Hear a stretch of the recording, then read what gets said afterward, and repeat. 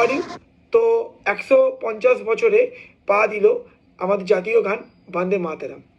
আজকে তোমরা জানো ভারতে প্রোগ্রামও হয়েছে, আমাদের প্রধানমন্ত্রী পৌরোহিত্যে একটি প্রোগ্রাম অনুষ্ঠিত হয়েছে। সেখানে প্রধানমন্ত্রী বন্দে মাতরম গান সম্পর্কে তার যে বক্তব্য, যে যে মানে তিনি বলেছেন এই দেখো, এবার একটু হিস্টোরিক্যাল ব্যাকগ্রাউন্ড বলি।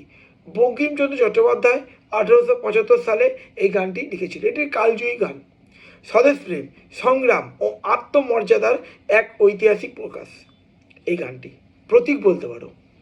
বন্দে মাতরম প্রথমে একটি গান হিসাবে লেখা হয়েছিল। পরবর্তীকালে বঙ্কিমচন্দ্র চট্টোপাধ্যায় এই গানটিকে তার আনন্দমঠ উপন্যাসে অন্তর্ভুক্ত করে। কত সালে? 1882 সালে, মানে কংগ্রেস প্রতিষ্ঠিত হওয়ার আগে। 1885 কংগ্রেস প্রতিষ্ঠিত হয়েছিল। 1896 সালে কংগ্রেসের যে অধিবেশন, তুমি আইএনসি ইন্ডিয়ান ন্যাশনাল কংগ্রেসের যে অধিবেশন, সেখানে পৌরোহিত্য করেছিল রহিমতুল্লাহ এম সায়ানি। ঠিক আছে, তার অধিবেশনে এই গানটি, এই বন্দে মাতরম গানটি গেয়েছিলেন রবীন্দ্রনাথ ঠাকুর। এইটা কিন্তু খুব গুরুত্বপূর্ণ। এছাড়া 1937 সালে সকল সদস্য দ্বারা পাস হওয়া একটি প্রস্তাবের মাধ্যমে জাতীয় সঙ্গীত হিসাবে ঘোষণা করা হয়েছিল এই গানটি, বন্দে মাতরম।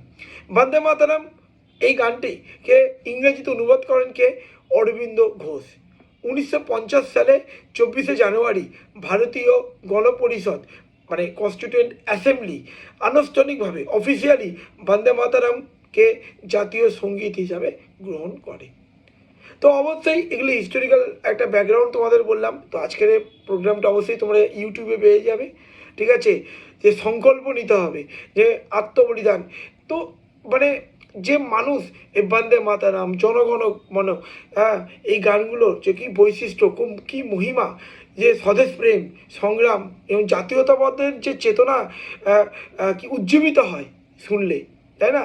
তো তারই মানে বলতে পারো বহিঃপ্রকাশ এই গানগুলো।